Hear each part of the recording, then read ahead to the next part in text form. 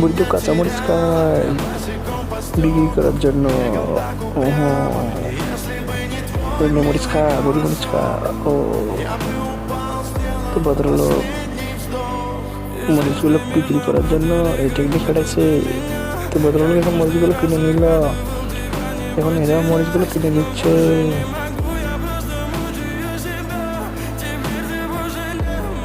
মরিচগুলো কিনে নিয়ে তারা তাকে টাকা দিয়ে দিল।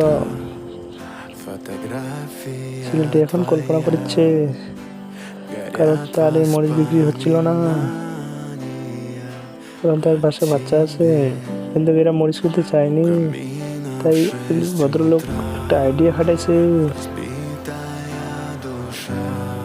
এই ভদ্রলোকের জন্য একটা লাইক, চ্যানেলটি সাবস্ক্রাইব করুন এবং এরকম ভিডিও পাইতে আরও আমাদের সাথেই থাকুন। ধন্যবাদ।